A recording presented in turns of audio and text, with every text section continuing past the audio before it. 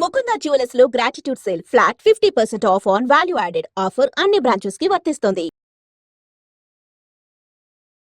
Hi sir, ఎలా ఉన్నారు? ఓం నమో వెంకటేశాయ. వెంకటాది సంస్థానం బ్రహ్మాండే నాస్తికించిన వెంకటేశ సమోదేవో నా భూతో నా భవిష్యతి. అది ఎందుకు చెప్పారు సార్? ప్రపంచం మొత్తంలో తిరుమల లాంటి ప్రదేశము ఎక్కడా ఉండదు, అక్కడ ఉన్నంత మనశ్శాంతి ప్రపంచంలో ఎక్కడా ఉండదు అని దాని సారాంశం. దానికి ఇంటర్వ్యూకి సంబంధం ఏమైనా ఉందా?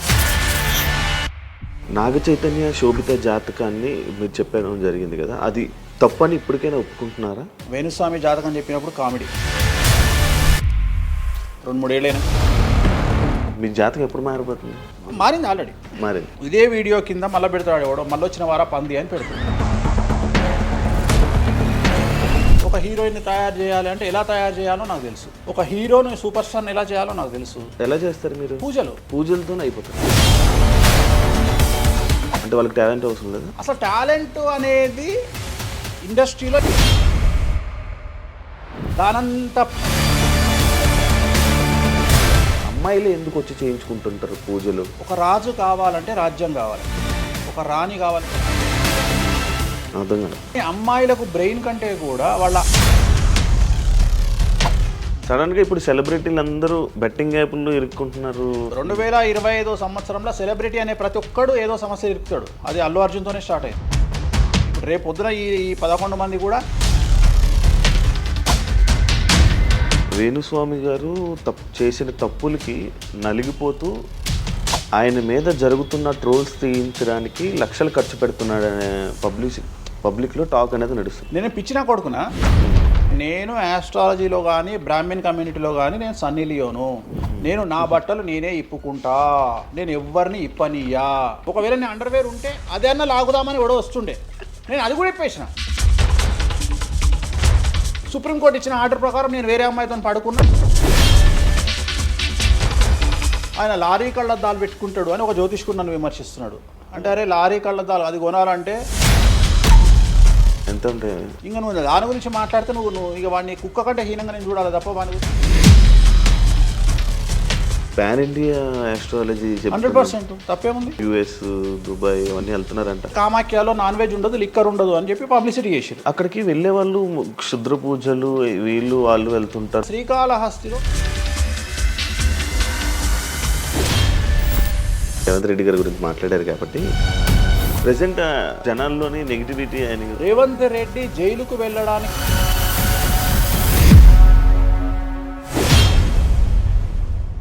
హాయ్ హలో నమస్తే, నేను మీ anchor Shiva. Welcome to iDream media. ఈరోజు మన ముందున్న గెస్ట్ ఆల్రెడీ ప్రోమో చూస్తే మీకు అర్థమైపోయి ఉంటుంది, మన వేణుస్వామి గారు ఈరోజు మనతో ఉన్నారు.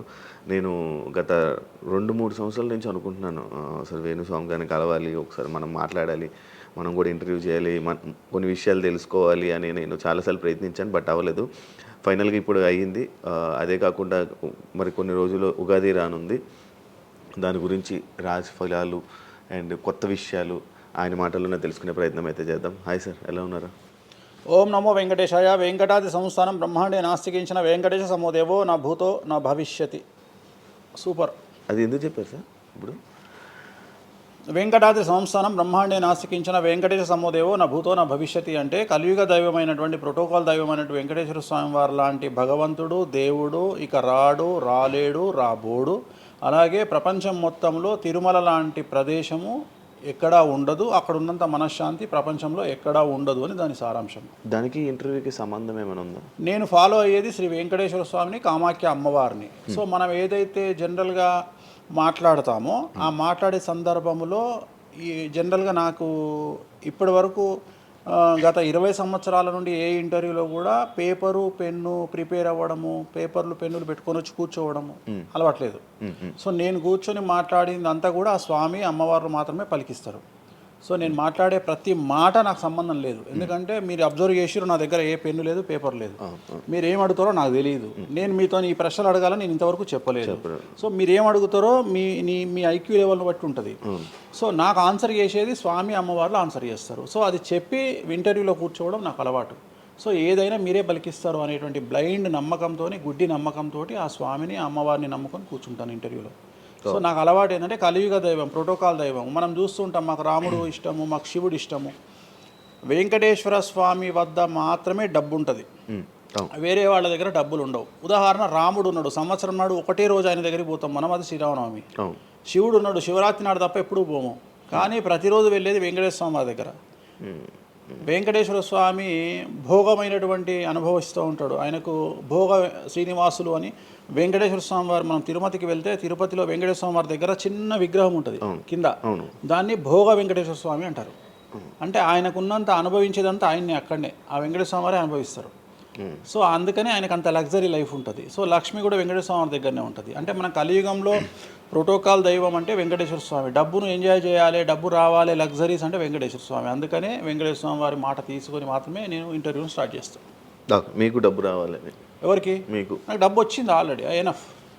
ఎలా వచ్చింది? ఎలా సంపాదించారు? సంపాదించాలనే కసి ఉంటుంది కాబట్టి సంపాదిస్తాం. అంటే నేను ఎలా నమ్ముతా అంటే, ఒక సామెత ఉంటుంది, వీడి జాతకమే బాగుంటే వీడి జాతకాలు ఎందుకు చెప్పుకుంటాడు. సో నా జాతకం బాగుంది అని ప్రూవ్ చేసుకోవడానికి the first ever astrologer range rover వాడేటువంటి జ్యోతిష్కుడు నేను ఒక్కనే ఇండియాలో. సో అన్ని లగ్జరీస్ లైఫ్లో ఎంజాయ్ చేస్తేనే వేరే వాడికి మనం మాట్లాడేటువంటి రైట్స్ ఉంటాయి అనేటువంటి ఉద్దేశం నాది. ఓకే, ఎగ్జాంపుల్ చెప్తా.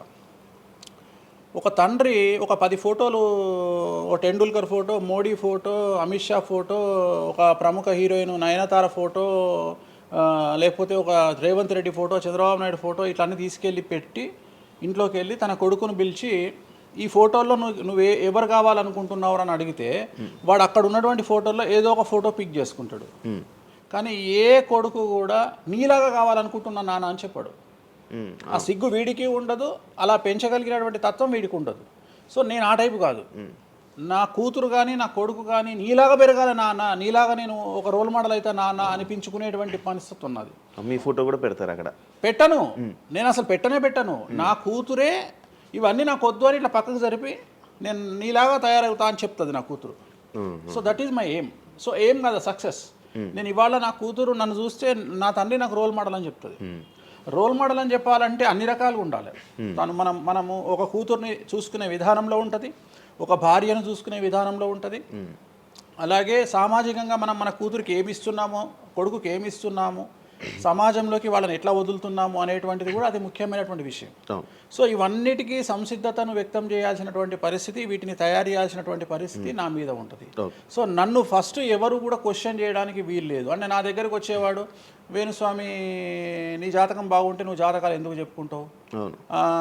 సో ఇప్పుడు నేను ఒక హీరోయిన్ని తయారు చేయాలి అంటే ఎలా తయారు చేయాలో నాకు తెలుసు. అంటే ఆమె జాతకంలో యోగం ఉంటే ఆమెను సూపర్ స్టార్ని ఎలా చేయాలో నాకు తెలుసు, ఒక హీరోని సూపర్ స్టార్ని ఎలా చేయాలో నాకు తెలుసు. సో ఎలా చేస్తారు మీరు?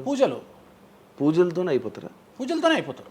అంటే వాళ్ళకి టాలెంట్ అవసరం లేదు? వాళ్ళకి టాలెంట్ జాతకం ఉంటేనే అంటున్నా కదా, యోగం ఉంటేనే అవుతారు కదా. జాతకంలో ఉంటుందని ఉంటుంది, ఒకవేళ ఉన్నదని మనకు కనిపించింది. అవును, వాళ్ళకి ఒకవేళ టాలెంట్ లేకపోతే అసలు టాలెంట్ అనేది ఇండస్ట్రీలో ఎవరికీ ఉండదు. Practice makes perfect. ఓకే, దానంత పనికి మాలిన మాట ఇంకోటి లేదు. శివ రాగానే ఫస్ట్ ఇంటర్వ్యూలోనే ఇరగదీయడు. శివ 1వ ఇంటర్వ్యూకు, శివ 100వ ఇంటర్వ్యూకు నక్కకు నాగలో అనుకున్నంత తేడా ఉంటుంది. మరి శివ ఫస్ట్ ఇంటర్వ్యూలోనే టాలెంట్ ఇరగదీసిండా? Practice makes perfect. అంత ఛాన్స్ ఇవ్వట్లేదు కదా ఇప్పుడు ఇండస్ట్రీలో. ఎవరు ఇక్కడికి వచ్చి ప్రాక్టీస్ చేసుకుంటామంటే ఛాన్సులు రావట్లేదు కదా. ఆటోమేటిక్గా టాలెంట్ అనేది మనము ప్లే చేస్తున్న రోల్స్ను బట్టి వస్తుంది. డైరెక్ట్గా అల్లు అర్జున్ గంగోత్రి సినిమాలో చూసిన అల్లు అర్జున్కు, పుష్ప 3లో చూసిన అల్లు అర్జున్కు కోడిపిల్ల లెక్క కళ్ళు తిరిగి కింద పడతాం అందరం. ఆయన హావభావాలు కానీ, ఆయన ముఖవర్చస్సు కానీ, గంగోత్రి సినిమాలో ఉన్నటువంటి అల్లు అర్జున్కు, పుష్ప 3కి. మరి గంగోత్రిలోనే పుష్ప 3 లాగా ఎందుకు లేడు అల్లు అర్జున్ అంటే? మరి అప్పుడు టాలెంట్ లేదా? సో ఇక్కడ ప్రాక్టీస్ మేక్స్ పర్ఫెక్ట్. అంటే కొన్ని పనికి మాలినటువంటి మాటలు మాట్లాడేటువంటి ఎప్పుడో 50 ఏళ్ళ కింద సామెతలను తీసుకొచ్చి రుద్దే ప్రయత్నం చేస్తారు. సో ఇక్కడ టాలెంట్ అనేది పక్కన పెడదాం, అవకాశం ముఖ్యం. నువ్వు టాలెంట్ ప్రూవ్ చేసుకోవాలంటే అవకాశం ముఖ్యం. శివ అనేవాడు యాంకరింగ్లో తోపు తురుము అని ప్రూవ్ చేసుకోవాలంటే అవకాశం ముఖ్యం. అవకాశం లేకపోతే శివలో టాలెంట్ ఉండదు, ఆ టాలెంట్ డెవలప్మెంట్ ఉండదు. సో ఇక్కడ ఏంది అంటే అవకాశాలు రావడం కోసం మనం ప్రయత్నం చేస్తాం. ఒక సీఎం సీట్ ఎక్కడం కోసం సీఎం ఏం చేస్తాడు అని తెలవాలి అంటే సీట్ ఎక్కాలి. సీట్ ఎక్కిన తర్వాత సీఎంగా ఈయన పనికొస్తాడా రాడని డిసైడ్ అవుతుంది. అట్లనే ఒక అమ్మాయి హీరోయిన్ అయిన తర్వాత ఈ అమ్మాయికి అంత సీన్ ఉందా లేదా అనే విషయం తెలుస్తుంది. సో మనం కనుక నయనతారని తీసుకున్నా, సమంతని తీసుకున్నా, ఏ హీరోయిన్ తీసుకున్నా, ఏ హీరోని తీసుకున్నా, వాళ్ళ ఫస్ట్ సినిమాకు, వాళ్ళ 3వ సినిమాకు, వాళ్ళ 30వ సినిమాకు ఎక్స్ట్రీమ్ చేంజెస్ ఉంటాయి. సో ఇవన్నీ ఎట్లా వస్తున్నాయి అంటే ఫస్ట్ సినిమాకి టాలెంట్ లేదు, వాళ్ళు సానబట్టబడతారు. వాళ్ళకు వచ్చేటువంటి క్యారెక్టర్ల ద్వారా వాళ్ళు ఆ లెవెల్కి వస్తారు. అట్లనే ఒక గ్రామస్థాయి సర్పంచ్ నుండి స్టార్ట్ అయినటువంటి వ్యక్తి వాళ్ళ రాష్ట్రానికి తెలంగాణకు ముఖ్యమంత్రి అయిన రేవంత్ రెడ్డి అంటే ఆయన ప్లానింగు, ఆయన ఎట్లా చేయాలి, ఎట్లా సీఎం కావాలి అనే ఆలోచనల ద్వారా ఇక్కడికి వచ్చిండు. తెలంగాణలో కాంగ్రెస్లో ఎంతోమంది తోపులు తురుములు ఉండగా రేవంత్ రెడ్డి ఎందుకు సీఎం అయ్యిండు అంటే రేవంత్ రెడ్డి టార్గెట్ సీఎం పదవి. మధ్యలో ఉండేవాళ్ళు వేరే వాళ్ళందరూ టార్గెట్ సీఎం పదవి కాదు. కానీ రేవంత్ రెడ్డి మాత్రమే అన్ని కష్టాలు పడ్డాడు. రేవంత్ రెడ్డి మాత్రమే సీఎం టార్గెట్ చేసుకొని వాళ్ళ పదవి వచ్చింది. సో ఇది ప్రాక్టీస్ మేక్స్ పర్ఫెక్ట్. సో మనం ఎంత ప్రాక్టీస్ చేస్తే అంత పర్ఫెక్ట్ అవుతాం. అంతేగాని టాలెంట్ చూపించుకోవాలి అంటే అవకాశం రావాలి. అవకాశం వచ్చిన దాన్ని వాడుకోవాలి. అన్నిటికంటే ధైర్యం కావాలి. There is no development in comfortable zone. కలియుగంలో కంఫర్టబుల్ జోన్లో ఎప్పుడూ డెవలప్మెంట్ ఉండదు. తెలంగాణ రాష్ట్రంలో కాంగ్రెస్ పార్టీలో ఉన్నటువంటి వ్యక్తులను తీసుకుంటే ఒక రేవంత్ రెడ్డి మినహా ఎవరు కూడా జైలుకి వెళ్ళలేదు. రేవంత్ రెడ్డి జైలుకు వెళ్ళడానికి కూడా సంసిద్ధత వ్యక్తం చేసినాడు. అలాంటి ఫైటింగ్ చేసినాడు. అంటే కంఫర్టబుల్ జోన్ దాటి రిస్క్ జోన్లో ఫైట్ చేయడం వల్ల ఇవాళ సీఎం అయినాడు. మిగతా వాళ్ళందరూ ఎక్కడనో దగ్గర భయపడ్డమో, బాధపడ్డమో, వెనకడిగేయడం వల్లనో వాళ్ళు అక్కడనే ఉండిపోయారు. ఈయన మాత్రమే జైలుకు వెళ్ళి మరీ ఫైట్ చేసి వాళ్ళ సీఎం అయ్యాడు. అంటే ఎవరైతే కష్టపడతారో వాళ్ళకు ఫలితం దక్కుతుంది. ఎవరైతే కంఫర్టబుల్ జోన్లో ఉంటారో వాళ్ళు కంఫర్ట్ లెవెల్ అట్లనే ఉంటుంది. సో సమాజంలో మనం బయటికి వచ్చి ఫైట్ చేసి అన్నిటినీ ఎదుర్కొని 10 మందితో దొబ్బులు తిని సోషల్ మీడియాలో దొబ్బించుకొని కింద కామెంట్లు పెట్టించుకొని బండనాయదవా, దొంగనాయదవా అని కామెంట్లు పెట్టించుకొని సో ఇవన్నీ ఓవర్కమ్ అయ్యి సమాజాన్ని అర్థం చేసుకొని వీళ్ళంతా పనికి మాలిన విధవలు కామెంట్ల రూపంలోనే ఉంటారు అని మనం ఫైట్ చేస్తూ ముందుకు వెళ్తేనే మనకు లైఫ్ దొరుకుతుంది. ఇప్పుడు రేవంత్ రెడ్డి గారి గురించి మాట్లాడారు కాబట్టి ప్రజెంట్ జనాల్లోని నెగిటివిటీ నేను ప్రిడిక్షన్స్ని కానీ వేరే వాటి చెప్పట్లా. నేను ఒక మంచి విషయాన్ని తీసుకొని మాత్రమే చెప్తా ఉన్నాను. నేను మంచి విషయాన్ని మాత్రమే తీసుకొని చెప్పాను. వేణుస్వామి గారు ఎప్పుడు అంటే లైక్ ఇందాక మాట్లాడుతున్నట్టే హీరోయిన్లు మనం టాలెంట్ ఉన్న వాళ్ళు చేస్తాం. ఎక్కువ వేణుస్వామి దగ్గర చేసుకున్న యాక్టర్స్ అమ్మాయిలే ఎందుకు వచ్చి చేయించుకుంటుంటారు పూజలు వేణుస్వామి గారి దగ్గర? ఒక రాజు కావాలంటే రాజ్యం కావాలి, ఒక రాణి కావాలంటే రాజు ఉంటే సరిపోతుంది. అర్థం కాలేదా? ఒక వ్యక్తి రాజు కావాలంటే రాజ్యాన్ని సంపాదించాలి. రాజ్యాన్ని సంపాదించాలంటే సగం జీవితం సంక నాకిపోతుంది. ఒక వ్యక్తికి అంటే శివ అనే వ్యక్తి ఒక 100 కోట్ల రూపాయలు సంపాదించాలంటే సగం జీవితం సంక నాకిపోతుంది. అవును, రైట్. కానీ శివను పెళ్లి చేసుకోవడానికి ఒక అమ్మాయికి మ్యాక్సిమం 10 మినిట్స్ చాలు. ఎస్, అంటే శివ నచ్చితే చాలు, శివకు అమ్మాయి నచ్చితే చాలు, పని అయిపోయింది. అంటే 10 నిమిషాల్లో ఆ అమ్మాయి 100 కోట్ల వారసురాలు అయిపోయింది. అలాగే 100 కోట్ల అధిపతి కూడా తనకు దక్కిండు. సో అమ్మాయిల డెవలప్మెంట్ అనేది ఎక్స్ట్రీమ్గా ఉంటుంది. ఉదాహరణ, ఒక ఇంటర్వ్యూకు 10 మంది అమ్మాయిలు 3 అబ్బాయిలు వస్తే ఈ 10 మంది అమ్మాయిల ఇంటర్వ్యూలు అయిపోయినాక వీళ్ళు సెలెక్ట్ కాకపోతే వాడి అదృష్టం మహాసుడిగా ఉంటే వాడు వస్తాడు సీన్లోకి. అంతే తప్ప 99% వీడు ఇక్కడనే కథం అయిపోతారు అమ్మాయిల దగ్గరనే. వాడికి అంత అవకాశం ఉండదు. సో కలియుగం అనేది 2002 తర్వాత షిఫ్ట్ అయింది. ఒకప్పుడు ఆడవాళ్ళకి అవకాశాలు తక్కువ, మగవాళ్ళకి ఎక్కువ. ఇప్పుడు టోటల్ రివర్స్ అయింది. ఏంటంటే 95% అవకాశాలు అమ్మాయిలకే ఉంటాయి, ఒక 5% మాత్రమే అబ్బాయిలకు ఉంటాయి. అందుకే అబ్బాయిలు అందరూ ఇప్పుడు అమ్మాయిలా మారిపోతున్నారు అంటారా? బెస్ట్ కదా. ఇప్పుడు మొత్తం జెండర్ అంతా మారిపోయింది. కారణం ఏంటంటే అమ్మాయిలకు ఉండేటువంటి వెసులుబాటు అబ్బాయిలకు ఉండదు. నేను అదే చెప్తున్నా. ఇప్పుడు మగవాడు కష్టపడి పైకి రావడానికి చాలా టైం తీసుకుంటుంది, ఆడవాళ్ళు పైకి రావడానికి చాలా ఈజీగా పైకి వస్తారు. నేను అనేది ఏంటంటే వాళ్ళ కష్టంతో పాటు వాళ్ళ గ్లామర్ వాళ్ళకు తోడవుతుంది. అవును, ఇప్పుడు మీరు ఏ పాయింట్ చెప్పారో అర్థమైంది. ఇప్పుడు అమ్మాయిలకి ఎలాగో అవకాశాలు ఉన్నాయి కదా, మరి ఆల్రెడీ వాళ్ళకి ఎలాగో అవకాశాలు వస్తాయి కాబట్టి మరి మీరు వాళ్ళని ఎందుకు అమ్మాయిలనే చూడడం? అంటే రాని వాళ్ళకు నేను చూస్తున్నా. ఇప్పుడు వచ్చిన వాళ్ళు నా దగ్గరికి రారు కదా. ఓకే. ఇప్పుడు కరోనా వస్తేనే హాస్పిటల్కి పోతాడు, కానీ కరోనా రాకముందే పోయి పండుకోడు కదా హాస్పిటల్. సో అట్లనే వేణుస్వామితో పని ఉంటేనే వస్తారు. రెండవది, అమ్మాయిలకు ఉండే వెసులుబాటు ఏంటంటే అబ్బాయిలు కూడా చేసుకుంటారు నా దగ్గర, కానీ అబ్బాయిల డెవలప్మెంట్ అనేది చాలా తక్కువగా ఉంటుంది. ఉదాహరణ, నా దగ్గరికి వచ్చే అమ్మాయిలు ఓన్లీ సినిమా కోసం రారు. చాలామందికి తెలియదు ఈ విషయం. అంటే చాలామంది ఏమనుకుంటారంటే వేణుస్వామి దగ్గరికి వచ్చే అమ్మాయిలు సినిమా కోసమే వస్తారు, రారు. నా దగ్గరికి వచ్చే అమ్మాయిలు ఒక రాజకీయ నాయకురాలిగా వక్తగా కావాలని వస్తారు. సో పొలిటీషియన్ కావాలని వస్తారు.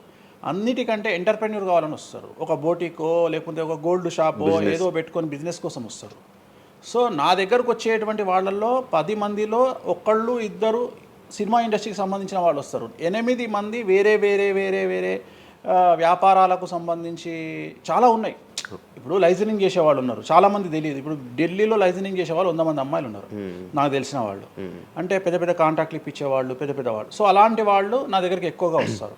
అంటే నా దగ్గరికి వచ్చేవాళ్ళు ఈ ఉద్యోగాలు చేసుకునే వాళ్ళు, ఇలాంటి వాళ్ళు రారు. నేనేమంటానంటే job is a biggest scam in the world. ప్రపంచంలో ఉద్యోగం అనేది అతిపెద్ద స్కామ్. సో దాన్ని ఇప్పుడు ఒక కోతి ఉంది, ఆ కోతికి మీరు డజన్ అట్టిపళ్ళు ఇవ్వండి, ఒక 2000 రూపాయలు ఇవ్వండి, అది డజన్ అట్టిపళ్ళే తీసుకుంటుంది. కానీ ఈ 2000 రూపాయలతోటి నేను ఒక 10 గెలలు కొనుక్కుంటాననే నాలెడ్జ్ దానికి లేదు. అంటే ఒక రకంగా జాబ్ అనేది ఇచ్చి ఆ వ్యక్తిని మనం మోసం చేయడం. సో జాబ్కి అలవాటు అయిపోయిన వాడు కంఫర్టబుల్ జోన్లోకి వెళ్ళిపోతాడు. సో నేనేం చెప్తా అంటే ఆ జాబు నుండి మనమే 100 జాబులు ఇచ్చే స్థాయికి ఎదగాలి అనే కసి ఉండి అక్కడికి వెళ్ళాలి. ఆ కసి ఉంటేనే పని లేదు. కలియుగంలో కష్టపడి అనే మాట మాట్లాడితే దానంత దరిద్రం ఇంకోటి లేదు. ప్రపంచంలో అతి పెద్దగా ఎక్కువగా కష్టపడేది గాడిది. అది ఈ పాటికి ఎక్కడో ఉండాలి, అది లేదు. రైట్. సో మనం కష్టపడడం కాదు, బ్రెయిన్తో పని చేయాలి. కష్టంతో పాటు బుర్ర ఉండాలి. కష్టం అనేది పనిచేయదు. నేను ఏమంటున్నానంటే ఈ ప్రపంచంలో బాగా కష్టపడేటువంటి మనిషి డ్రైనేజీలోకి దిగి పనిచేసేటువంటి సేవకుడు. సో ఆయన పడే కష్టానికి పర్ డే 10 లక్షలు ఇచ్చినా తక్కువనే, కానీ మనం ఆయనకి అట్లా ఇవ్వట్లా. అంటే ఇక్కడ బ్రెయిన్తో పనిచేసే వాడికే డబ్బు మిగులుతుంది. నేను మాట్లాడేది బ్రెయిన్తో. కానీ అమ్మాయిలకు బ్రెయిన్ కంటే కూడా వాళ్ళ అందముతో పనిచేస్తే డబ్బులు దొరుకుతాయి. ఇప్పుడు ఇప్పుడు మనం ఉన్నాం, నువ్వో నేను ఒక ఇన్స్టాగ్రామ్లో పోస్ట్ పెడితే ఎవరు చూడు. అదే ఒక అమ్మాయి పెడితే 2 మిలియన్లు వెళ్ళిపోతుంది. ఇప్పుడు అదే కదా జరిగేది.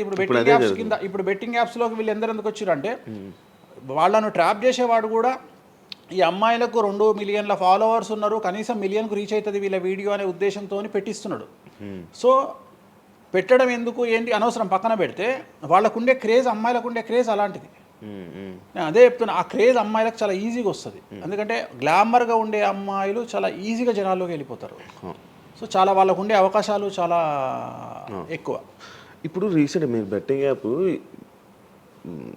ఇన్ని రోజులు లేని బెట్టింగ్ యాప్, అంటే గత 2 సంవత్సరాల నుంచి ఫైట్ చేస్తున్నారు బెట్టింగ్ యాప్ల గురించి. వీళ్ళు సడన్గా ఇప్పుడు సెలబ్రిటీలు అందరూ బెట్టింగ్ యాప్లు ఇరుక్కుంటున్నారు. సెలబ్రిటీలే కాదు, 2025 సంవత్సరంలో సెలబ్రిటీ అనే ప్రతి ఒక్కడు ఏదో సమస్య ఇరుకుతాడు. అది అల్లు అర్జున్తోనే స్టార్ట్ అయింది. సో జాతకంలో అల్లు అర్జున్ యోగంలో 6వ ఇంట్లో శని, అల్లు అర్జున్ది కన్యారాశి. కన్యారాశి 6వ ఇంట్లో శనిలో ఉండగా అల్లు అర్జున్ జైలుకి వెళ్ళాడు. సో దానివల్ల ఆయనకు వెంట్రుక ముక్కతో సమానం. ఎందుకంటే తెల్లారు వచ్చి ఆయన టిఫిన్ చేస్తే ఆపలేరు, ఆయన టూర్కు పోతే ఆపలేరు, ఆయన రేపు పొద్దున పుష్ప 3కి 3000 కోట్లు వసూలు చేస్తుంది, దాన్ని ఎవడు ఆపలేడు. అంటే ఒక వ్యక్తిని జైలుకు పోయి ఇచ్చినంత మాత్రాన ఎవడు ఆపలేడు. మహా అంటే బెయిల్ తీసుకొని బయటకు వస్తాం. ఇప్పుడు రేపు పొద్దున ఈ 11 మంది కూడా సరే జైలుకు పోరా అంత తీవ్రమైన నేరమా నాకు ఐడియా లేదు. సో వాళ్ళు పోయినా మళ్ళీ 10వ రోజు వచ్చి మళ్ళీ 11 నాడు వాళ్ళు మళ్ళీ స్టేటస్ పెట్టుకుంటారు. దానివల్ల పెద్ద ఒక కొంపల మునిగేది ఏం లేదు. కాకపోతే ఇక్కడ జాతక రీత్యా ఎందుకే ఇప్పుడు జరుగుతుంది అంటే, ఎందుకు జరుగుతుంది అంటే, ఎవరి జాతకంలోనైతే ఆ ప్రత్యేకమైనటువంటి టైమింగ్ వస్తుందో ఆ టైమింగ్లో ఉండేవాళ్ళు జైలుకు వెళ్ళడమో, సమస్యల పాలవడమో, మీడియాకి ఎక్కడమో. ఇప్పుడు అందరూ మీడియాకి ఎక్కిన అందరు జైలుకి వెళ్ళరు. సో ఇంకోటి ఏంటంటే, ఇప్పుడు ఒకప్పుడు జైలు అంటే భయము, ఇప్పుడు జైలు అనేది క్వాలిఫికేషన్. అంటే జనరల్గా ఇప్పుడు పొలిటీషియన్ అయితే జైలుకు పోగానే సీఎం అవుతాడు అనే నమ్మకం వచ్చింది అందరికీ. అట్లనే కొన్ని నమ్మకాలు వచ్చినాయి. ఇప్పుడు అల్లు అర్జున్ పోయి వచ్చిండు, ఏమైంది? సో అదే సినిమా ఇంకా ఆయన అనుకున్న దానికంటే ఇంకా కొద్దిగా ఎక్కువ డబ్బులు వసూలు చేసింది. సో ఇప్పుడు వీళ్ళు కూడా అంతే. కాకపోతే జాతకాల్లో చూసుకోవాల్సింది ఎందుకు ఇట్లాంటివి జరుగుతాయంటే, అష్టమ శని, అంటే 8వ ఇంట్లో శని వచ్చినప్పుడు, 6వ ఇంట్లో శని వచ్చినప్పుడు, 12వ ఇంట్లో శని వచ్చినప్పుడు, 1వ ఇంట్లో శని వచ్చినప్పుడు, 6వ ఇంట్లో గురువు వచ్చినప్పుడు, 12వ ఇంట్లో గురువు వచ్చినప్పుడు ఇలాంటి సంఘటనలు వ్యక్తిగతమైన జీవితంలో జరిగే అవకాశాలు ఉంటాయి. ఇప్పుడు ఏదైతే కన్యా రాశికి ఈ నెల 30 వరకు బ్యాడ్ ఉందో అది తులారాశికి షిఫ్ట్ అవుతుంది 1వ తారీఖు నుండి. అంటే ఏప్రిల్ 1వ తేదీ నుండి రాబోయే 2.5 సంవత్సరాల పాటు తులారాశి సెలబ్రిటీలు ఎవరైతే ఉంటారో వాళ్లకు సేమ్ సంచలనాలు, జైలుకు వెళ్ళడాలు ఇలాంటి సమస్యలు అనేటువంటివి రాబోతున్నాయి. వేణుస్వామి గారు చేసిన తప్పులకి నలిగిపోతూ ఆయన మీద జరుగుతున్న ట్రోల్స్ తీయించడానికి లక్షలు ఖర్చు పెడుతున్నాడనే పబ్లిక్లో టాక్ అనేది నడుస్తుంది. అది ఎంతవరకు నిజం? అసలు పట్టించుకొని అవి ఎంజాయ్. ట్రోల్స్ని ఎంజాయ్ చేస్తారా? ట్రోల్స్ని ఎంజాయ్ చేస్తాను నేను. ట్రోల్స్ని ఎంజాయ్ చేస్తాను నేను. ఎందుకు అంటే నేను నమ్మేది ఏంటంటే any publicity is good publicity అని నమ్మే వ్యక్తిని నేను. బ్యాడ్ ఆర్ గుడ్ పబ్లిసిటీ నేను అనే పాయింట్ ఏంటంటే ఒక అంబానీ ఫ్యామిలీ పెళ్లిళ్ళు చేసుకున్నారు, 5,000 కోట్లు ఖర్చు పెట్టి పెళ్లిళ్ళు చేసుకోవడానికి ప్రధానమైన కారణం ఏంది? పబ్లిసిటీ పిచ్చి. వేణుస్వామికి 500 కోట్ల పబ్లిసిటీ ఫ్రీకి వచ్చినప్పుడు ఎందుకు వద్దంటాడు? పిచ్చిన కొడుక వేణుస్వామి అన్న కాదు కదా. ఒక ప్రైమ్ టైంలో 7 గంటలకు నేను ఒక ఛానల్లో అరగంట షో కొనాలంటే నాకు కనీసం ₹1,00,000 అవుతుంది. నేను పిచ్చిన కొడుకునా? నాకు వచ్చే పబ్లిసిటీ ఎంత ఎక్స్ట్రీమ్ పబ్లిసిటీ వస్తుంది. నేను ఎప్పుడు బాధపడతా? నా లైఫ్ డిస్టర్బ్ అయినప్పుడు బాధపడతా, నా ఫైనాన్షియల్ రూట్ ఆగిపోయినప్పుడు బాధపడతా. ఇప్పుడు నేను 12వ సంవత్సరంలో సినిమా ఇండస్ట్రీకి వచ్చిన. నా కమాండింగే మీడియా, నా కమాండింగే సినిమా ఇండస్ట్రీ, నా కమాండింగే పొలిటికల్, నా commanding all aspects of life. అలాంటి నేను నా జాతకాన్ని అంటే ఏం తెలియకుండానే బ్లైండ్కి వచ్చి మీడియా ముందర మాట్లాడేసి దొబ్బులు తిని వెళ్ళిపోదాం అనుకుంటున్నా? అంటే నాకంటూ కొన్ని క్లారిఫికేషన్స్ ఉంటాయి కదా. ఇప్పుడు ఉదాహరణ, ఇప్పుడు ఒక వ్యక్తి మీద ఒక లీగల్ అలిగేషన్ వచ్చినప్పుడు వాడు యాంటిసిపేటరీ బెయిల్ తీసుకుందామా, లాయర్ను మాట్లాడుకుందామా, ఏం చేద్దాం అని ఆలోచిస్తాడు కదా. అట్లనే మనం అడవిలోకి వెళ్ళేటప్పుడు టైర్ పంక్చర్ అయితే ఏం చేస్తామని ఆలోచించుకుంటాం కదా. అట్లనే ఒక అడవిలో ట్రావెల్ చేసినప్పుడు మనం ఆలోచించుకొని ట్యాంక్ డీజిల్ ఫుల్ చేయించుకుంటాం కదా. సో అట్లా నాకు ఉండవు ఆలోచనలు. నేను ఆలోచించుకోకుండానే ఇలాంటి పనులు చేస్తున్నా. సో వేణుస్వామిని దెబ్బ కొట్టాలి అన్నా, ఎవరిని దెబ్బ కొట్టాలన్నా ఫైనాన్షియల్గా దెబ్బ కొట్టాలి. బట్ నేను అవకాశం అవతల వాడికి ఇయ్యాను. కారణం ఏంటంటే ఒక ఎలుకలాగానో ఒక పాములాగానో, ఒక ఎలుక కానీ పాము కానీ తన శత్రువుల దాడి నుండి బయటికి రావాలంటే 7 నుండి 8 బొక్కలు చేసుకుంటుంది ఒక హోల్లో. అంటే ఇటు రాడ్ పెడితే ఇటు వెళ్ళిపోతుంది, ఇటు రాడ్ పెడితే ఇటు వెళ్ళిపోతుంది. సో అట్లనే నేను ఒక 4-5 రకాల ఆర్థిక వనరులను ఏర్పాటు చేసుకున్నా. నా మెయిన్ ఇది కాదు. ఇది కాకుండా ఇంకా 4-5 రకాల ఆర్థిక వనరులను ఏర్పాటు చేసుకున్నా. ఈరోజు దుకాణం బంద్ చేయమంటే ఇదే క్షణంలో దుకాణం బంద్ చేసి కాలు మీద కాలేసుకొని నా పనులు నేను చేసుకుంటాను. సో అంత కంఫర్టబుల్ జోన్లో ఉన్నా నేను. సో నాకు టెన్షన్ లేదు. నాకు అంటే నన్ను ఎవడో ఆపేస్తాడు, నేను ఆగేయాలి ఏం లేదు, హ్యాపీగా వెళ్ళిపోతుంది. సపరేట్ బిజినెస్లు ఉన్నాయి నాకు. 190 వ్యాపకాలు ఉన్నాయి నాకు. నన్ను జ్యోతిష్యం, నేను 4 నెలలు జ్యోతిష్యం చెప్పుకోకపోతే జ్యోతిష్యం మీద సంపాదించేదానికంటే ఇంకో ₹5 ఎక్కువ సంపాదించుకున్నా. ఇప్పుడు మధ్యలో నేను ఒక 4 నెలలు రెస్ట్ తీసుకొని నాకు వేరే వ్యాపకాలు చూసుకుంటే నాకు ఈజీ, ఎందుకంటే నేను కాన్సన్ట్రేషన్ చేయలేకపోతున్నా. సో ఇప్పుడు నాకు దొరికింది మొన్నటి వరకు, నేను ఆ పని చేసుకున్నా. రెండోది ఉగాదికే కదా నేను మాట్లాడేది, తర్వాత ఏం మాట్లాడతా. రెండోది ఏంటంటే కొన్ని సార్లు మనకు కొన్ని విచక్షణ, కొన్ని జ్ఞానాలు కలుగుతాయి, కొన్ని సార్లు కలుగుతాయి. ఇప్పుడు నాకు కూడా అదే జ్ఞానం కలిగింది. ఎందుకు అంటే ఇక్కడ వాక్యూమ్ నేను కవర్ చేసిన, టాలీవుడ్లో తెలుగులో వాక్యూమ్ కవర్ చేసిన, ఇక్కడ ఏం లేదు. సో నేను వాక్యూమ్ ఇంకా క్లియర్ చేసుకోవాలి, ఇంకా పెంచుకోవాలి అంటే బాలీవుడ్కు పోవాలి, కన్నడ పోవాలి, తమిళ్ పోవాలి. సో అటువైపు నేను కాన్సన్ట్రేషన్ చేస్తున్నా ఎక్కువగా. అందుకని నేను ఇక్కడ సెలబ్రిటీల గురించి చెప్పడం ఆపేసిన, తెలుగు సెలబ్రిటీల గురించి చెప్పడం లేదు. ఇప్పుడు మీరు పాన్ ఇండియా ఆస్ట్రాలజీ 100% తప్పేముంది? అదే విన్నాను రీసెంట్గా. యుఎస్, దుబాయ్ అవన్నీ వెళ్తున్నారంట. అంటే దాని అర్థం క్లయింటేల్ ఉందనే కదా. ఇప్పుడు మన యూరోప్ పోయి వచ్చిన సరే, ఒక పెద్ద విషయంలో వెళ్ళేసి వచ్చిన చెప్పుకోవాలని లేదు, చెప్పను. క్లయింటేల్ ఉంది. ఆస్ట్రేలియాకి రెగ్యులర్గా ఎవ్రీ 3 months ఆస్ట్రేలియా పోతా, ఎవ్రీ 3 months లండన్ పోతా నా క్లయింటేల్కు. తప్పేముంది? అంటే ఉన్నట్టే కదా, నేను అనేది ఉన్నట్టే కదా. ఇప్పుడు విచక్షణ కలిగిన వాడు ఆలోచిస్తాడు. అంటే వేణుస్వామి మీద ఎందుకు వస్తున్నాయి రూమర్స్, ఎందుకు వేణుస్వామిని టార్గెట్ చేస్తున్నారు, నాకు అనవసరం. వాళ్లకు అవసరం ఉన్నోడు ఎంక్వైరీ చేసుకొని నా దగ్గరకు వస్తాడు. నేను ఇంకోటి అందరికి ఒకటే చెప్తా, నా పాజిటివ్ వీడియోల కంటే నా నెగిటివ్ వీడియోలే చూడండి.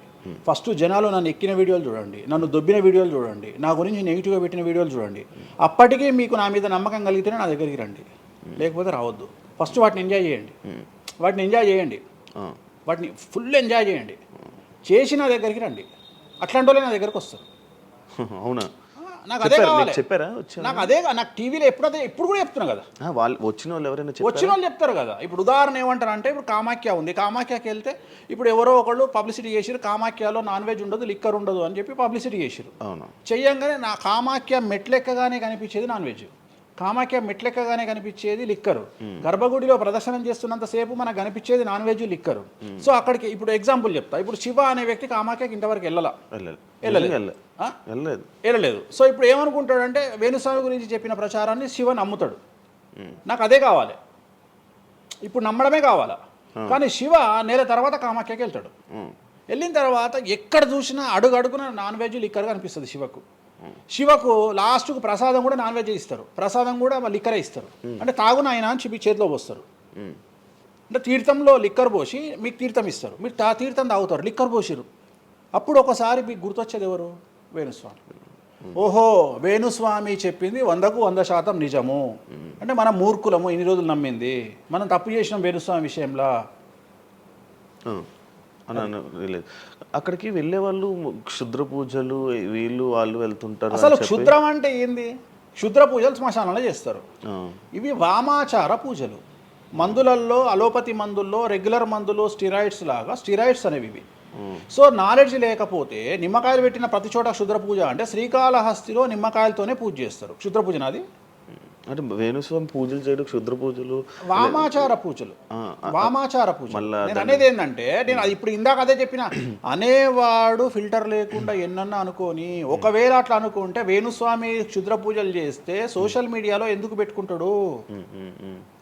నా లైఫ్లో నేను చెప్పేది ఒకటే, నేను ఆస్ట్రాలజీలో కానీ బ్రాహ్మణ్ కమ్యూనిటీలో కానీ నేను సన్నీ లియోను.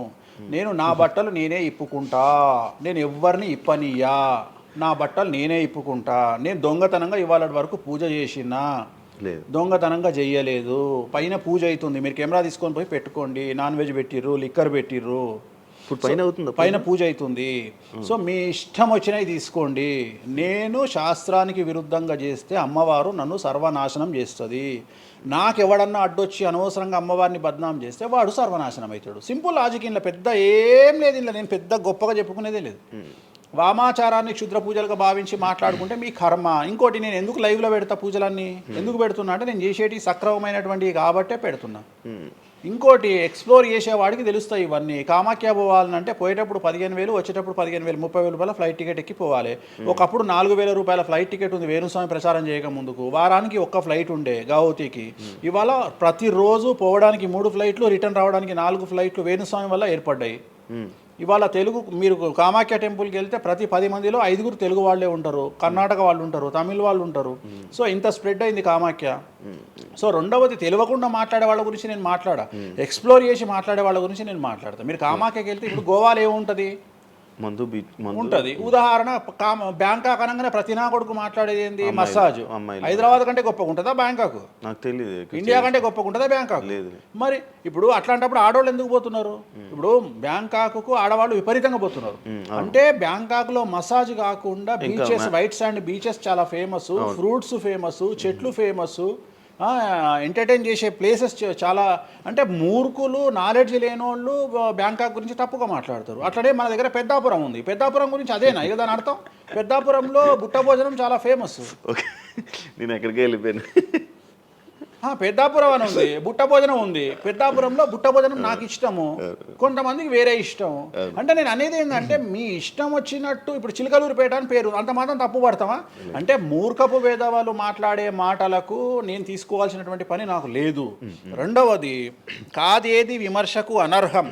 అంటే వేణుస్వామి దగ్గర విషయం ఉంది, వేణుస్వామి సెలబ్రిటీ కంటెంటు, లేదా వేణుస్వామిని ట్రోల్ చేసినా, వేణుస్వామిని తిట్టినా, వేణుస్వామి గురించి సబ్జెక్టు పెట్టినా, కనీసం మనకు ఒక వీడియోతోని ఒక 5 జీతాలు వెళ్తాయి అనేటువంటి నమ్మేటువంటి ప్రజల గురించి నేను మాట్లాడను. ఎందుకంటే నా వల్ల వాళ్ళ జీతాలు వెళ్తున్నప్పుడు నేను సంతోషపడతా. నా వల్ల జీతాలు వెళ్తున్నప్పుడు నేను ఎంత తిడితే నాకు అంత ఆనందం. ఎందుకంటే వేణుస్వామి మంచోడు అని చెబితే ఎవడు చూడడు. వేణుస్వామిని తిడితే 5 లక్షలు చూస్తారు. 5 లక్షలు అంటే కనీసం 30,000 రూపాయలు. అంటే నాకు తెలియదు సరిగా, ఒక జీతం వెళ్ళిపోతుంది కదా. సో నేను అనే పాయింట్ ఏంటంటే, నన్ను తిడితే నేను అసలు బాధపడను, నన్ను తిడితే నేను సంతోషపడతా. కారణం ఏంటంటే, అట్లీస్ట్ ఆ వీడియోతోని నన్ను ఒక 1000 మంది అన్న గుర్తుపడతారు. ఇప్పుడు ఆస్ట్రాలజీ పరంగా నాకు ఉండే గుర్తింపు నాకు ఉంది, నేను కాదనను. కానీ ఇంకా నా గుర్తింపు నేను పెంచుకోవాలంటే ఎట్లా పెంచుకుంటా, నాతో అయిపోయింది. ఇంతకంటే నేను ఏం చేయలేను. ఇక నేను మ్యాక్సిమం చేసేసిన ఆస్ట్రాలజీలో. ఇప్పుడు వేణుస్వామి అంటే సౌత్ ఇండియాలో వేణుస్వామి అనగానే ఆస్ట్రాలజీ పేరు వస్తుంది, ఆస్ట్రాలజీ అనగానే వేణుస్వామి వస్తుంది. ఎవడు అవునన్నా కాదన్నా నేనే మార్గదర్శకం, దీంట్లో అనుమానమే లేదు. కానీ ఇంతకంటే నాకు ఇంకేదో కావాలి అంటే నేను డబ్బులు, ఇప్పుడు మీరు నా దగ్గరకు వచ్చిర్రు, ఎక్కడైనా నా నేమ్ ప్లేట్ మీరు చూసిరా? చూడలేదు. నా ఫోటో కనిపిస్తుందా మీకు నా ఆఫీస్లో? లేదు. అది నా రేంజ్, అది నా రేంజ్. నాకు విజిటింగ్ కార్డు ఉండదు, నాకు విజిటింగ్ కార్డు ఉండదు, నాకు నేమ్ ప్లేట్ ఉండదు, నాకు నా ఫోటో ఉండదు ఎక్కడ. అమ్మవారి ఫోటోలు, వెంకటేశ్వర ఫోటోలు తప్ప నా పర్సనల్ ఫోటోలు నేను ఎక్కడ పెట్టుకోను. మీరు నన్ను వేణుస్వామి కాదు ఎల్లయ్య అన్న నేను యాక్సెప్ట్ చేస్తాను. ఒకవేళ ఒకరోజు యాంకరింగ్లో ఒక ఆమె ఏం చేసిందంటే, అమ్మాయి ఇంటర్వ్యూ చేయబోతూ వేణుస్వామి కాకుండా ఏదో కొత్త పేరు చెప్పింది. కొత్త పేరు చెప్పి భయపడ్డది. అంటే నేను ఫ్లోలో చెప్పేసి భయపడ్డది. స్వామి తప్పు చెప్పినా అంటే నీ ఇష్టం వచ్చిన పేరు చెప్పుకోపో అన్న. జనాలకైతే నేను వేణుస్వామి అని తెలుసు కదా. ఇప్పుడు వేణుస్వామి బొమ్మేసి పుల్లయ్య అంటే అయితే వేణుస్వామి అనుకుంటారు కదా జనాలు. నేను అనేది అది. సో నాకు ఎంత విమర్శ చేస్తే ఐఎమ్ ఫీల్ హ్యాపీ. అదే మీ గురించి మీరు అంత క్రియేట్ జనాల్లో అందరికీ తెలుసు, అంత ఉంది ఆల్రెడీ. నేను మౌత్ పబ్లిసిటీని నమ్ముతా. మౌత్. రెండవది సింపుల్ లాజిక్. తెలుగు జనాలు అంత పిచ్చోళ్ళ. ఎక్కడ ఎవరి గురించి నెగిటివ్ పడుతుంది, ఏం పడుతుంది, ఎందుకు పడుతుంది, దీని వెనకాల ఏం జరుగుతుంది అని ఆలోచించలేనంత చవటలో నేను అనుకోను. ప్రతి యాడ్ను క్షుణ్ణంగా పరిశీలిస్తారు, ప్రతి టీవీలో టెలికాస్ట్ అయ్యే ప్రతిదీ క్షుణ్ణంగా పరిశీలిస్తారు, దీని వెనక వీళ్ళ మోటో ఏంది అనేది కూడా ఆలోచిస్తారు. సో చాలా సింపుల్గా అనలైజ్ చేస్తారు. సో అంత మాత్రాన నాకు వచ్చేదేముంది, జనాలు ఒకటి నన్ను విమర్శించేవాడికి లేదా నన్ను శత్రువుగా భావించేవాడు ఆ 2 రోజులు మందు ఎక్కువ తాగుతాడు, 2 పెగ్గులు, అంతకుమించి వాడు వీకేది ఏం లేదు. రెగ్యులర్గా తాగే మందు కంటే 2 పెగ్గులు ఎక్కువ తాగుతాడు, 2 ముక్కలు ఎక్కువ తింటాడు, ఎందుకంటే అబ్బా వేణుస్వామికి ఏదో అయిపోయింది అని. కానీ అంతకుమించి జరిగేది ఏముంటుంది, వేణుస్వామి మర్డర్ చేసినా, మానభంగం చేసినా రాజ్యాంగానికి అతీతంగా లోపలికి పోతాడు. అది కాకుండా 19(1) ప్రకారమే ఎవరికైతే జనాలకు స్వేచ్ఛ మాట్లాడే హక్కు ఉందో దాన్ని బేస్ చేసుకుని వేణుస్వామి మాట్లాడతాడు తప్ప వేణుస్వామి రాజ్యాంగాన్ని మీరి ప్రవర్తించేటువంటి పరిస్థితి లేదు. రాజ్యాంగానికి లోబడి ప్రవర్తిస్తాడు. సో ఆర్టికల్ స్పీచ్ 19(1) ప్రకారమే మాట్లాడతాడు. దీంట్లో ఎటువంటి సమస్యలు లేదు. నా వృత్తి ఆస్ట్రాలజీ. సో పర్ఫెక్ట్గా మాట్లాడుకుంటా. కానీ నా గురించి నెగిటివ్గా మాట్లాడే వాళ్ళు ఎప్పుడు కూడా నా శ్రేయోభిలాషలే, ఎందుకంటే వాళ్ళు నా స్థాయిని పెంచుతూ ఉన్నారు కాబట్టి నేను వాళ్ళని ఎప్పుడూ శత్రువులుగా భావించను. వేణుస్వామి గారితో డేంజర్ అంటే మిగతా కొంతమంది బ్రాహ్మణ లైక్ పంతులు కానీ వీళ్ళు కానీ చెప్పేది ఇది, వేణుస్వామి గారి డేంజరు ఆయన్ని ఒకవేళ ఏమైనా అంటే మళ్ళీ ఆయన పూజలు చేసి మనం నాశనం అయిపోయేలా ఇది కూడా ఆయన చేయగలడు, పవర్స్ ఉన్నాయి. నమ్ముతున్నట్టే కదా, అంటే నాకు వర్తుందనే కదా. అలా అర్థం కాదు, వర్తున్నట్టే కదా. ఇప్పుడు వర్త్ లేకపోతే ఫీల్ కావాలి. భయపడుతున్నారంటే నమ్ముతున్నట్టే కదా, సబ్జెక్ట్ ఉందని నమ్ముతున్నారు కదా. ఓకే ఓకే, పవర్స్ ఉన్నాయి, పవర్స్ నమ్ముతున్నారంటే సబ్జెక్టే కదా, అది తప్పేం లేదే దాంట్లో, దాని తప్పేం లేదు కదా. అంటే నా దగ్గర పవర్స్ నమ్ముతున్నారు కదా, ఇట్ ఈస్ ప్రూవ్డ్ కదా. నేను అనే పాయింట్ ఏంటంటే, నేనేదో జనాల్ని ఉద్ధరిస్తా, నేనేదో జనాలకు పూజలు చేసి వాళ్ళను మంచి చేస్తా అనుకున్నప్పుడు ఫస్ట్ అడిగే క్వశ్చన్ ఏంటంటే, రేపు ఇచ్చినాయాలా నీకు వచ్చిన సమస్యల్ని క్లియర్ చేసుకోరా అంటారు ఫస్ట్. మరి నా సమస్యలను క్లియర్ చేసుకుంటా కదా, లాజికా కాదా? చేస్తారా నిజంగా? నేను అడిగే పాయింట్ మీకు అర్థం కాలా? అర్థమైంది. నేను చెప్తున్నది ఒకటి, నీకు అర్థమవుతున్నా. నాకు ఒక న్యాయపరమైన చిక్కు వచ్చినప్పుడు దాని నుండి బయటపడడానికి నేను పూజలు చేసుకుంటానా చేసుకోనా? మరి వాటి ద్వారానే కదా నేను జనాలకి. ఇప్పుడు నీకేదన్నా ప్రాబ్లం వచ్చి రేపు పొద్దున వేణుస్వామి గారు నాకు ఈ సమస్య వచ్చింది అంటే సమస్య మీరు ఎప్పుడు నమ్ముతారు? నన్ను మీరు చేశాక కాదు, మీరు నేను బయటపడ్డప్పుడు నమ్ముతారు. అదే మీ సమస్యల నుంచి మీరు బయటపడ్డాక జనాలు నమ్ముతారు. అర్థమైంది. బట్టతల పెట్టుకొని నేను వెంట్రుకలు మొలిపిస్తాను టీవీలో యాడ్ ఇస్తే అమనాబూతులు తిడతారు, అరే నీకే గుండు మీద ఎంటికలు లేవు నువ్వేం మొలికిస్తావురా అని. అట్లనే నేను కూడా నా స్టామినా ఏందో జనాలకు తెలియజెప్పాలి అంటే నేను నా సమస్యల నుండి బయటపడ్డప్పుడే కదా ఎదుటి వ్యక్తికి చేసే రైట్స్ నాకు ఉంటాయని చెప్తున్నా. అంటే ఇప్పుడు మీకు వచ్చిన సమస్యల నుంచి మీరు బయటపడ్డానికి మీకు మీరే పూజ చేసుకున్నారు. ఎందుకు చేసుకోవు? నా జాతకాన్ని నేను విశ్లేషించుకుంటా కదా. నాకు వచ్చే సమస్య నేను అనుకోను, బట్ నేను సమస్యలు వస్తే వాటిని క్లియర్ చేసుకోవడానికి నాకుండే రెమెడీస్ నాకు ఉంటాయి కదా. మీరు చేశారు ఆ పూజల్లో ఎవరైనా నష్టపోయారా? ఎవరిని నేను అనేది ఏంటంటే మనం బాగుండాలని కోరుకుంటాం. ఇంకోటి ఏంటంటే ఫస్ట్ నేను శత్రువుగా భావించాలి కదా. నేను అంత దూరం ఆలోచించాను. నేను ఎదుటి వ్యక్తిని శత్రువుగా ఎప్పుడు భావిస్తా అంటే వ్యక్తిగతంగా వచ్చి నన్ను కొట్టినప్పుడు నేను భావిస్తా.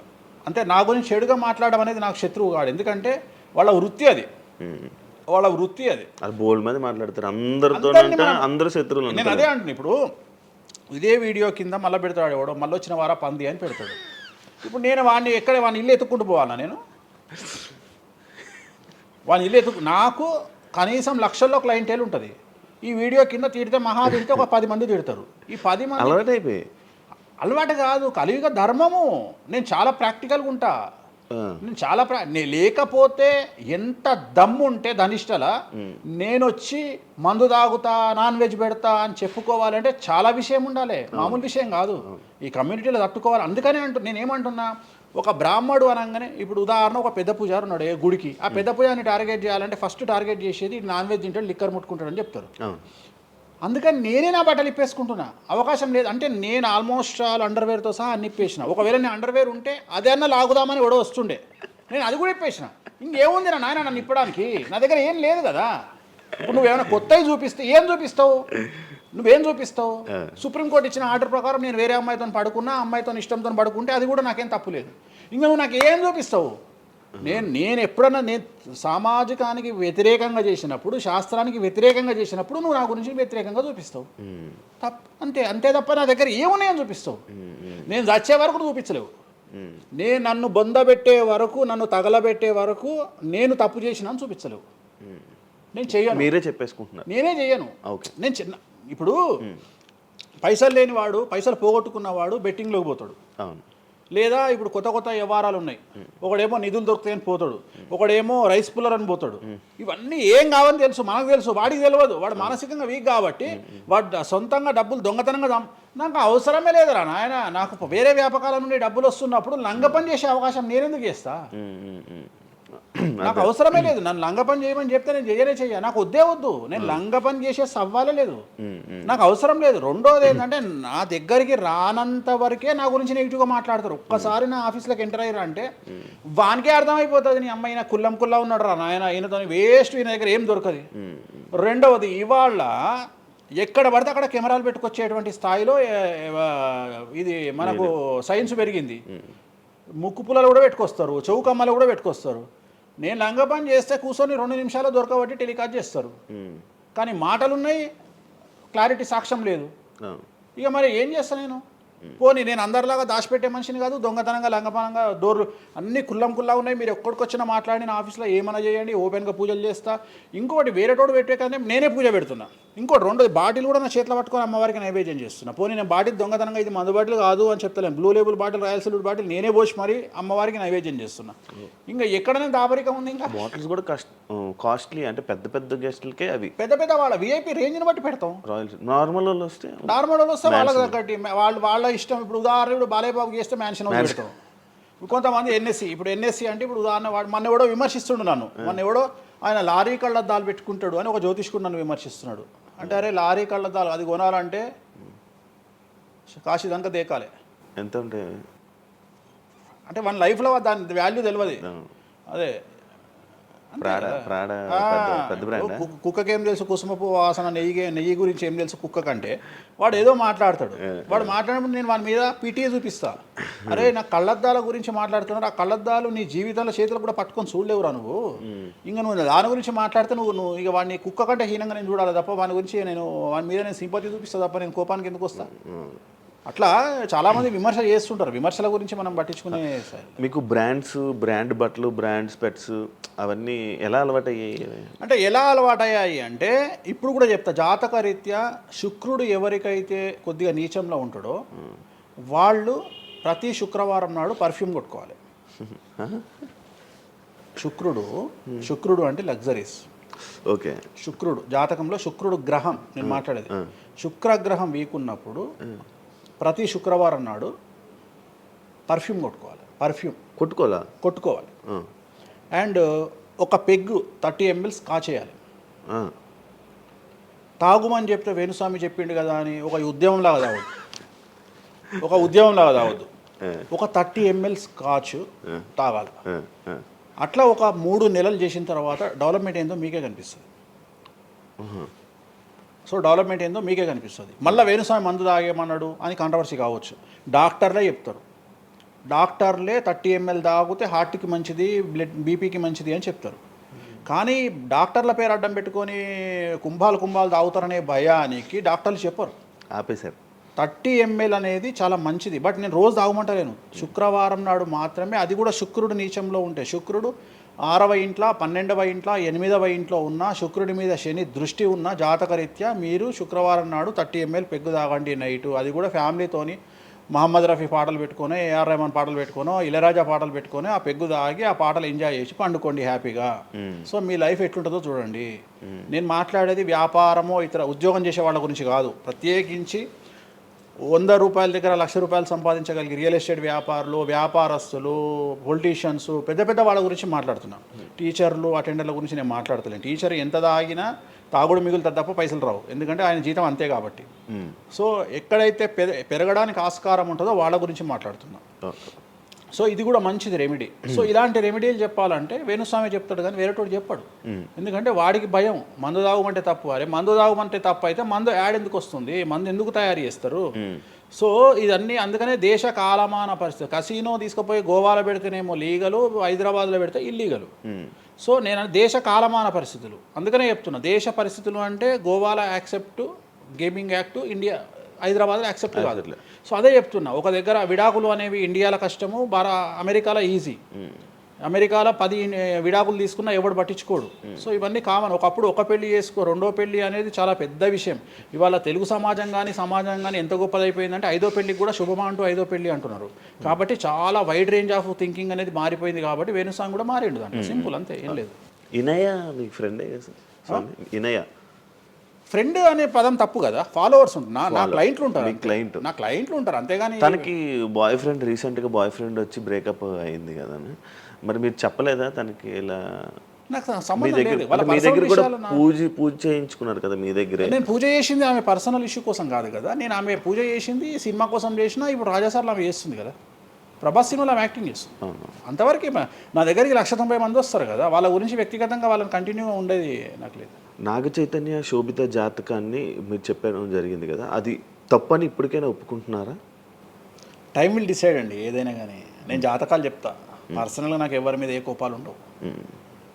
వేణుస్వామి జాతకం చెప్పినప్పుడు కామెడీ, 2-3 ఏళ్ళు అయినాక సీరియస్. సో నేను నమ్మింది నేను చెప్పిన, సింపుల్. ఓకే. సెలబ్రిటీ జాతకాలు వేణుస్వామి చెప్పి కలకల్లాడిన వేణుస్వామి ఈ మధ్య సెలబ్రిటీ నుంచి కొంచెం రావడం కానీ విజిటింగ్ కొంచెం తక్కువ అయ్యి డౌన్ అయ్యింది అంటున్నారు, నిజమా? అది పెరిగింది. ఓ పెరిగింది. కాకపోతే ఇంతకు ముందులాగా పబ్లిక్లో పెట్టట్లేదు. ఓకే, నేను పెట్టట్లేదు. ఓకే, దిష్టి అన్న దిష్టి అని కాదు, నేను పెట్టట్లేదు. అవసరం లేదు, ఆ స్థాయి దాటిపోయినా అనుకుంటున్నా. అంటే పబ్లిసిటీ చేసే స్థాయి దాటిపోయినా అనుకుంటున్నా. ఓకే, పబ్లిసిటీ స్టంట్లు ఎందుకులే లోపల. ఇప్పుడు నేను అనేది ఏంటంటే, ఒక టీవీ ఛానల్ బ్రేకింగ్ న్యూస్ ఇచ్చి, ఉదాహరణ TV9 గురించి మాట్లాడుకుందాం. 2002-2000 సంవత్సరంలో స్టార్ట్ అయిన టీవీ ఛానల్ బ్రేకింగ్ న్యూస్ కోసము తన స్టాండర్డ్స్ క్రియేట్ చేయడం వరకే తన ప్రయత్నం తను చేస్తుంది. ఒక లెవెల్ వచ్చిన తర్వాత, ఒక నెంబర్ 1 పొజిషన్ వచ్చిన తర్వాత చిల్లర వేషాలు లేదు. అట్లనే వేణుస్వామి దానికోసం ప్రయత్నం చేసిండు, సెలబ్రిటీ జాతకాలు చెప్పిండు. వేణుస్వామికి ఆ స్టేజ్ వచ్చింది కాబట్టి వేణుస్వామి ఇప్పుడు చిల్లర వేషాలు ఏదలుచుకోలే. అంటే ఇప్పుడు వాళ్ళ గురించి వీళ్ళ గురించి చెప్పి వేణుస్వామి సెలబ్రిటీ. సో వేణుస్వామి ఇప్పుడు సెలబ్రిటీ జాతకాలు చెప్పాల్సినటువంటి పరిస్థితుల్లో వేణుస్వామి లేడు అని అనుకున్నాడు కాబట్టి వేణుస్వామి సెలబ్రిటీ జాతకాలు చెప్పట్లేదు. Simple logic. నాకు కావాల్సిన పబ్లిసిటీ కంటే ఎక్కువ వచ్చింది, ఇంకేం చేసుకుంటా నేను? నాకు ఎక్కువ ఎక్స్ట్రీమ్ వస్తుంది, నాకు వద్దు. ఇప్పుడు వేరే వాళ్ళు ఉన్నారు, వాళ్ళు చెప్పుకుంటున్నారు. ఇప్పుడు నేను స్లో చేసినప్పటి నుండి ఆగస్టు నుండి మీరు యూట్యూబ్ చెక్ చేస్తే వేరే జ్యోతిష్కులు వేసుకుంటారు అంటే. ఇప్పుడు వేరే జ్యోతిష్కులు కంటిన్యూగా పోతున్నారు, సినిమా హీరోల గురించి చెప్తున్నారు, పొలిటీషియన్ల గురించి చెప్తున్నారు. నేను తమ్మునే చూస్తుంటా కదా, విపరీతంగా చెప్పుకుంటారు. మీ నుంచే స్టార్ట్ చేశారు. నేను అదే చెప్తున్నా. కానీ నేను చెప్తే మనోభావాలు దెబ్బతింటాయి, కానీ వాళ్ళు చెప్తే తినవు. ఎందుకంటే నాకున్న స్ట్రైక్ రేట్ అట్లాంటిది. మీరు వైరల్ కంటెంట్. ఎస్, అదే చెప్తున్నాను నేను. ఇంకా ఆ రేంజ్కి వచ్చినా కాబట్టి నేను చెప్పదలుచుకోలే, వదిలేసిన. అంటే ఈ రేంజ్ రావడం కోసం చెప్పినా. ఎందుకు చెప్పొద్దు? రేంజ్ వచ్చి వదిలేసిన. మళ్ళీ ఎప్పుడు చెప్పే ఆలోచన లేదు. ఇప్పుడైతే లేదు, ఫ్యూచర్లో ఇప్పుడైతే లేదు. నా జాతకం మారి మళ్ళీ నాకు చిమ అంటే చెప్తా. మీ జాతకం ఎప్పుడు మారిపోతుంది? మారింది, ఆల్రెడీ మారింది, మళ్ళీ మారుతుంటది కదా. ఇప్పుడు ఎలానో ఎవ్రీ ఇయర్ మారుతుంటది కదా జాతకం అనేది. ప్రతి ఇయర్ గురువు మారుతుంటాడు, ప్రతి 2.5 ఏళ్ళకు శని మారుతుంటాడు. సో మారినప్పుడు జాతకాన్ని బేస్ చేసుకొని 12% మన స్వయంకృత అపరాధం ఉంటుంది, 88% జాతకం ఉంటుంది.